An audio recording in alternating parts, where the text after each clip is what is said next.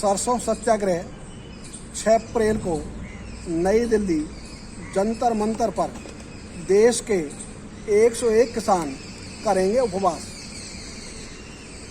सरसों के एक वर्ष में 1 क्विंटल पर 3000 रुपये गिर जाना ये असाधारण घटना है और ये भारत सरकार की आयात निर्यात नीति का दुष्परिणाम है। इसी ढंग से खेत को पानी के लिए जो राजस्थान की महत्वपूर्ण योजना है इंदिरा गांधी नहर परियोजना के बाद, वो है पूर्वी राजस्थान नहर परियोजना ERCP।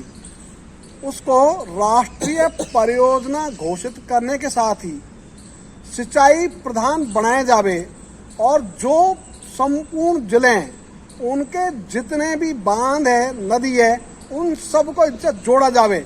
यदि साबी नदी इससे कनेक्ट हो जाती है तो जयपुर जिले की कोटपुतली, विराटनगर जैसी तहसीलें और आपके अलवर की चाहे बानसूर हो चाहे बहरोड हो, ऐसी तहसीलें, वो सब पुनः जो सूखा प्रदेश हो गया वो हरियाली प्रदेश बन सकता है। इसके लिए भी हमने ये कहा है और इसके लिए बजट में संपूर्ण लागत की भरपाई इसी वर्ष की जावे तो ये 2 वर्ष में पूरी हो जाती है। इसलिए दोनों बातों को लेकर हमने ये पहले 5 दिवसीय पदयात्रा आरंभ की जो जयपुर पहुंची 28 फरवरी को। उसके बाद में विधानसभा चलने तक धरना और उसी के क्रम में अब हमने नई दिल्ली जंतर मंतर पर सरसों सत्याग्रह लगातार ये कार्यक्रम चल रहे हैं। सर, एक फसल मुआवजे को लेकर भी आप मांग कर रहे हैं क्योंकि अभी ओलावृष्टि हुई है, काफी नुकसान हुआ है, पानी बरसा है, तो क्या कहना है?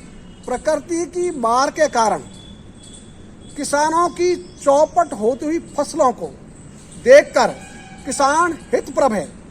ऐसी स्थिति में अपरिहार्य तो ये रहता कि दोनों सरकारें, केंद्र हो या राज्य, किसान के साथ खड़ी रहती, लेकिन दोनों ही सरकारें केवल अपने वक्तव्य देकर अपने कर्तव्य की इतिश्री मान लेती है।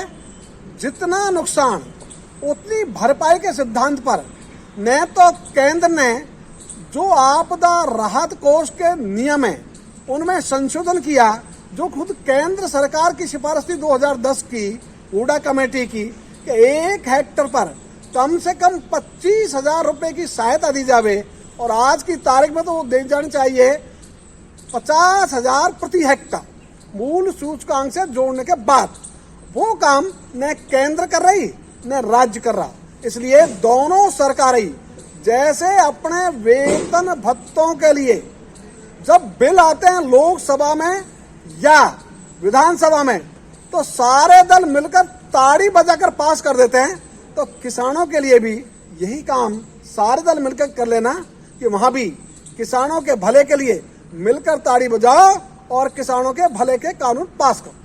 सर, अभी आपने प्रधानमंत्री जी ने 2018 में राजस्थान में आकर घोषणा की।